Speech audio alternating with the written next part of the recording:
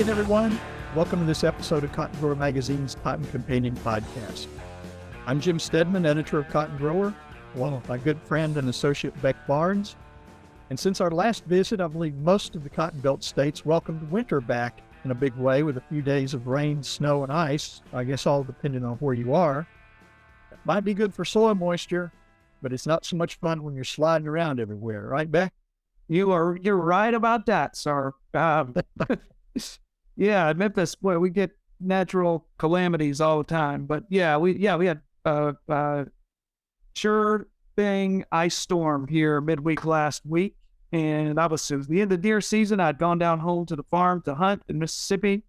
Should have been a 2-hour drive back, Jim, I told you, and wound up being about 4.5 hours. I could have done, had I been on foot, I could have done the last 15 miles faster than I made it in my vehicle once I got to Memphis. So it was the pits. I know if we got any listeners down there around that Clarksdale, Tunica area, I know how icy it was down there. That was not a fun time. I think there's still, I know folks in Texas got it too.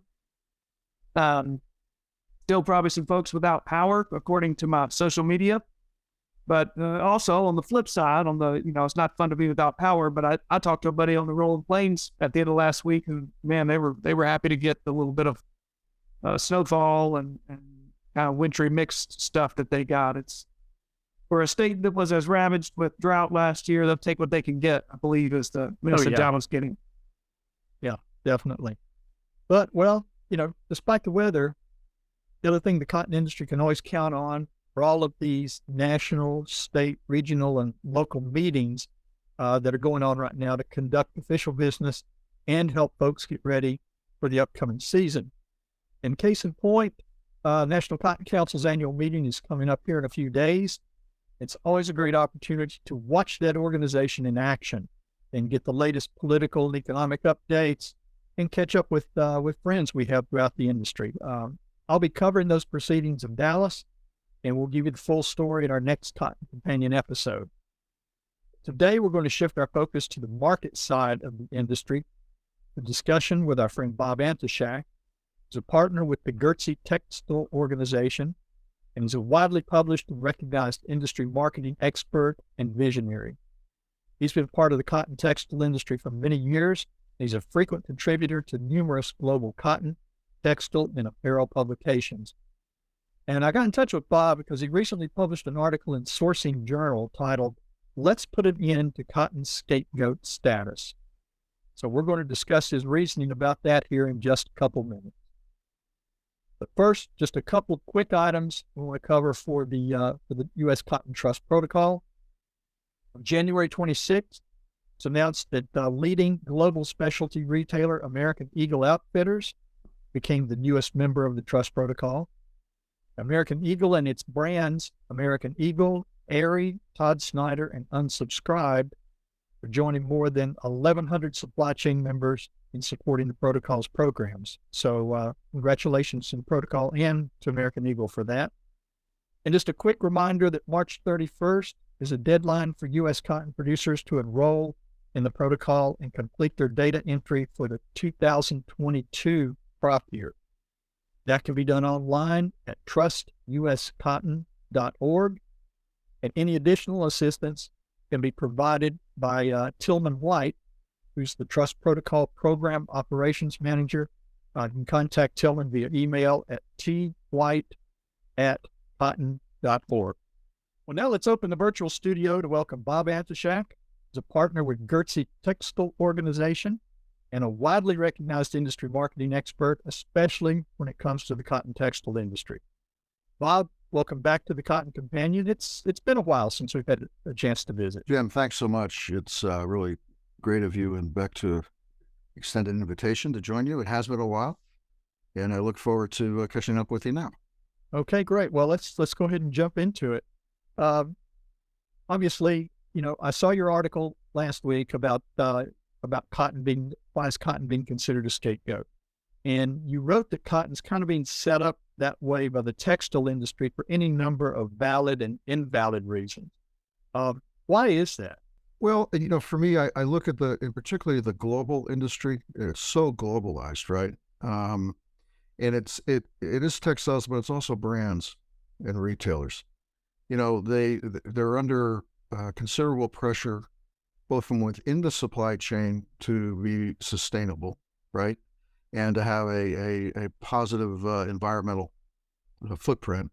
And at the same time, their customers are demanding the same thing. And it's difficult when you're, doing a 15 or 20,000 mile long supply chain to make the case that you're kind of like carbon friendly. Yeah. Or like it's a hard sell. And on top of it, these supply chains have been embedded for a lot of years, many, many years. A lot of money's been invested. So it's hard to kind of unwind that at the behest of people who want to, green up the supply chain, even though, they may want to. There's the practical issues of business. So one of the things I've observed is that cotton from time to time gets wrongly thrown under the bus as sort of like, oh, this is the cause of all the trouble, is cotton, and it's patently unfair, and it's just not accurate. I mean, because at the end of the day, cotton makes up such a small percentage, first of all, of the overall products that are sold at retail, number one. But even more practically, that's the things that farmers are working on the farm, how they're being sustainable, how they're really being good stewards of the environment. That's well documented and well supported. And all this other talk that comes in is just a way of, I feel, deflecting attention away from the core problem, which is really in these manufactured supply chains that are wrapping around the globe, and sometimes can be 4 or 5 countries to get a finished garment that's then in turn brought back here. So so that's kind of where I came from on that article. Yeah. If I could jump in here, Bob, I hear you. It sounds like one of the problems you're highlighting in the messaging and in practice is sort of the global reach. If we're talking about carbon, and you mentioned it, we are a global industry. We grow it locally, and it gets shipped around the globe as raw material, and it comes back as a finished product. Uh-huh. And that's something that I know you've been interested in. Sustainability, I was going to say it's having its moment, but the moment is years long now. I mean, sustainability is here in our industry in a multitude of ways. I talk to new people who are introducing sustainability programs almost every few months. I hear about a new one, and that's great. I love it. But Right. one of the problems that comes along with that is there seems to be maybe a little confusion around the multiple definitions of what sustainability looks like. Do you think that the sort of the mixed messaging that people may be getting, for lack of a better way to put it, kind of hurts the cause there? Yeah, Beck, I think it's a really good question. And the thing that I've observed is, I think one reason why cotton gets picked on at times is because there are a lot of voices in the cotton industry, and they have a lot of objectives, and sometimes they're conflicting. Sometimes they're just competitive on a business front. Other times it's just different aspects of an environmental message where they're stressing one aspect of cotton growing as opposed to another. And I think because of that, it makes it, on the one hand, somewhat easier for brands who are looking to kind of assign blame or find faults in cotton, and again, to deflect potential concerns about their own supply chains. It makes it a little bit easier in that sense, because it's a kind of a split audience in a way, because you have a lot of different voices in the cotton industry. And, I think that kind of like, that's an issue that, I've written about in the past as well, but it's like, I really see it a lot these days. It's like there's some, and again, having said all that, all the cotton groups, let me say this, are terrific. I mean, these are good meaning folks. I mean, you could take from the biggest ones to the smallest ones, everyone's trying to do the right thing, and they're all trying to figure out how to do it. And in all honesty, I would say, certainly all these brands and retailers, they're not evil people or anything. They're all just trying to figure out how to get their messaging done and how to push it across to a consumer who's asking for it. Okay. It's just that when they look and they try to get facts and figures, half the time they end up just saying, okay, well, I saw it on Wikipedia and this is what's the story. Okay. And I've seen that time and again. There reference studies that were done, 30 years ago, 25 years ago, to trying to make it, to try to bolster whatever case they're making for their own products. So without a sense of like, there's like some overarching authority or some mechanism. Okay. And that's with all due respect to the big organizations in the cotton industry who do an amazing job and are essential. Okay. But there's still, even like outside of the industry, that's where I'm coming from. There's like nothing from outside the industry to kind of settle this whole, settle the argument down, kind of come up with solutions, kind of work with all the different stakeholders in this conversation and try to come up with something kind of like a unified approach in terms of representing not only how cotton's used, but also how products are made, the manufactured products are made downstream. Yeah, I know that's something that you are kind of uniquely positioned to. You've been working on rather kind of a unified field to retail shelf approach to this stuff. I've been at events that you've put on where, we've been on the Hardwicks farm down in Louisiana, and you got sourcing professionals from San Francisco and Brooklyn getting their shoes muddy on the farm, which I loved. That's the type of stuff we love to see. I know you also, Bob, you keep your eye on that consumer, what's going on at retail shelf, what consumers are saying they value. To that end, just out of curiosity for our growers' curiosity, what metrics do growers care about these days? What resonates with them? You mentioned carbon footprint. Is that something that consumers are looking at retail shelf? Is it water use reduction? Is it pesticide reduction? Or any one of those things resonating louder than others at the retail shelf these days? Look, I think the things that I see are the ones that are the easiest to visualize. So water is an easy one. Yeah. And you make the claim, if someone makes a claim, we use less water. Okay. People kind of says, okay, well, we get a sense of that. People will also get a sense of, less pesticides. They're like, oh, well, that's good, without, on the surface, without understanding anything about growing or anything. It's just, that's how that plays well, right? Yeah. On that note, I've got so many of my growers, hey man, I'm doing a zillion % fewer pesticides since 1998. Okay, well, what happened at 98? In 98? Oh yeah, there's BT. This thing called BT, or Jim, correct me on the year if I'm wrong there, but compared to 25 years ago, so many of our growers are just doing less pesticide applications than their dads did, and so that's, that seems like a positive message. What is a message that growers could tell there, but people might get hung up on the fact, the reason for that is because we have modified seed now, I guess, how do you balance that message? Yeah, it's interesting that, I still see it. I'm really still surprised by this, but there's still this interplay on so-called organic, in quotes, and GMO, they'll say, the sinister way, GMO, the Frankencrop kind of thing. Yeah. There's still a degree of that. And I mentioned that in the article. I mean, it's still out there. I'm really kind of surprised after all the years of people attempting to be educated in the business.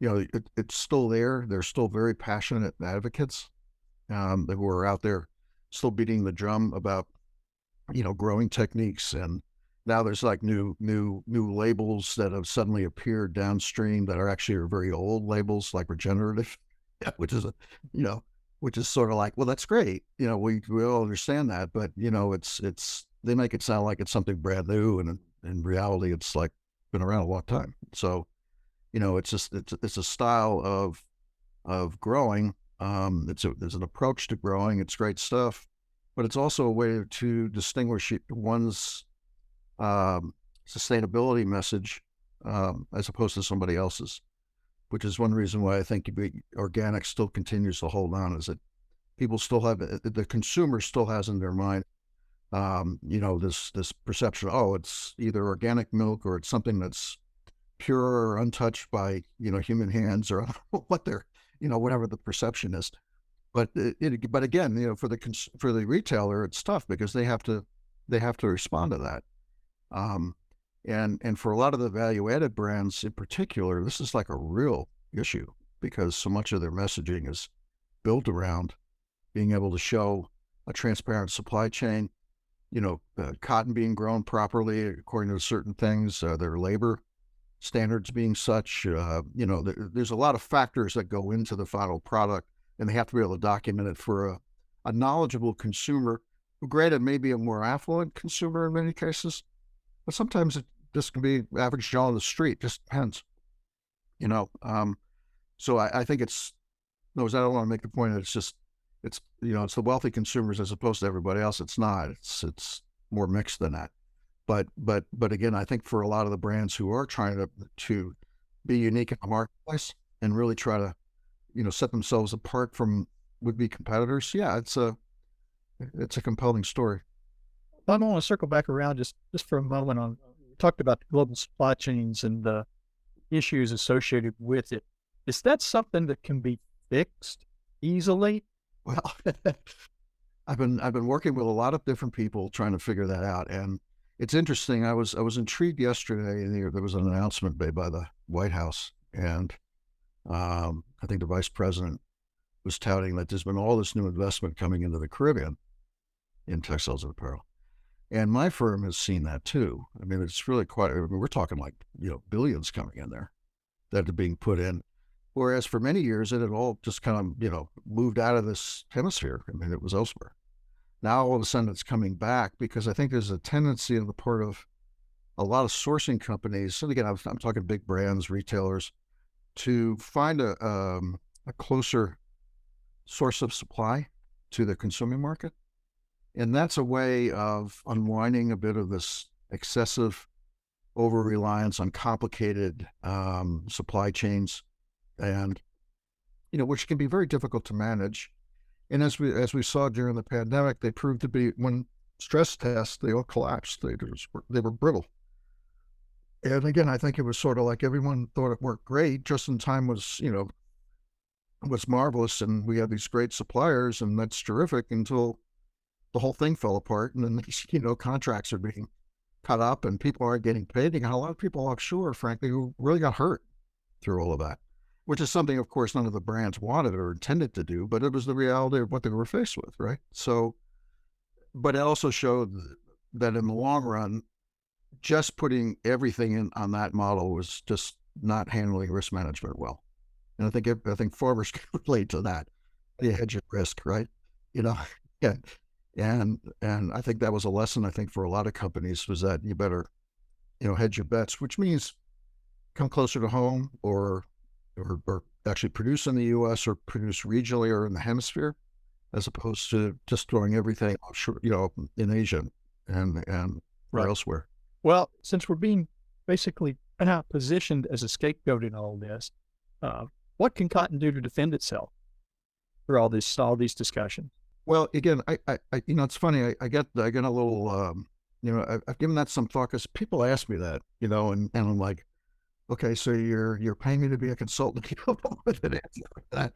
So it's like, oh wow, rack my brain. And I keep coming back to, if the industry is ultimately going to police itself, it's like any commercial activity. That's going to be hard. There's going to be competing interests involved, and when you have competing interests involved, it's really hard to see how you can get a consensus at the end of the day. Even though the vast majority of companies are trying to accomplish the same thing, you get the commercial element brought into it, you get the marketing brought into it, and it all comes back to sales ultimately for them. So that's why I come back, and I just, I wonder if there's some sort of a way of structuring something, over the industry, or something that's bought into by the industry to help facilitate that. I don't have the answer, really. I don't know. I mean, I've in the article, I think, I talk about some possibilities, but again, those will be controversial, and but even so, it's just sort of like that. That's kind of where I'm coming from. Is that there just has to be some sort of a unified way, because again, it's not just cotton, and that's my point. You can't just blame cotton, because you got a whole supply chain here that's guilty of all kinds of stuff. Okay, and again, ultimately, it's not a question of the blame game and the guilt game. I mean, there's people who will, of course, push for that, but at the end of the day, it's kind of like, how do we solve the problem? And to your point, Jim, so it's kind of like, how do we what's the best way of approaching that? And I think, that's a challenge, I think, for the industry as a whole. Well, you mentioned in the article, I guess, throwing ideas out and possibilities out. You mentioned mandated content labeling. Yeah. As a possible option. And obviously there are going to be a lot of obstacles in the way of that one. How can the industry make something like that work? Yeah, it's really hard. And, it's interesting. They're slowly adopting that in different countries in Europe. And before everybody here in the U.S. starts yelling and say, we're not going to do that, step back a minute. I mean, what they're doing is, in effect, nothing more really than what the FDA does here when it comes to like a food product. Okay, it gives you basics, of what the nutritional contents is, other nutritional aspects of it. Also, to get like an organic label on food, there has to go through a process with USDA, as I understand it, in order to get that certification. Okay, so we're back to a government solution, good, bad, or otherwise. That is something that would be over the industry per se, but it wouldn't be done in a vacuum. Typically, these things the governments they have to solicit industry input in order to come up with answers on this. But regardless of what people's feelings are about using the government, where I'm coming from is it's a sentiment that we need to figure out how do we unify all of this if it's going to really get solved. In other words, I just think the longer we just kind of chew the topic up as an industry, then I'm talking about the whole supply chain, it'll keep going, and yet it'll constantly just be used to sell more product. It won't ultimately end up solving the problem. I'm talking about for the whole industry, because the standards aren't really there. It's kind of a mixed bag. There are standards that are developed, but it'll be like one portion of the trade, and then it's difficult. How do you translate that up and down a supply chain? And then what about this other activity that could be going on? And again, everyone means well. It's just how do you get that top-down kind of approach? But on the other hand, some folks will say, well, that's too draconian. We've got to really, there has to be an easier way of doing it. And I'm not saying I have the answer to it. It's just my instincts are suggesting there's got to be some sort of wherever the organization or wherever it's done, there has to be buy-in. And even saying that is hard, because it'll always be difficult to get buy-in from the industry out, because there'll always be somebody who doesn't want to play for whatever reasons. But I just think there's just some sort of a extra industry kind of solution that has to be kind of thought about. That's where I'm coming from. Well, it sounds good. And as long as I've known you, Bob, I've always known your instincts to be pretty good and pretty much right on target. So, we'll see what happens with that. I mean, it's all really interesting stuff. Obviously, you provided plenty of food for thought, both in your article and in this discussion. We appreciate that. So we're just going to sign off at this point. Thanks for joining us again today, Bob. It's always a pleasure to visit with you. Take a look at how the industry beyond the gin impacts us all. We're going to continue to watch your columns and articles, and we'll find a reason to get back together again real soon. Sounds great, Jim. Thank you very much. Again, this has really been a pleasure. And Beck, thank you. It's always good to catch up. And thank you, Bob. Keep up the good work with Cotton Grower. Book's looking great.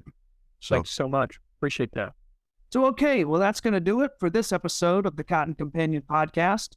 We want to thank especially Bob Antoshak for taking time from his busy schedule to visit with us. And as always, we want to thank you, dear listener, for joining us.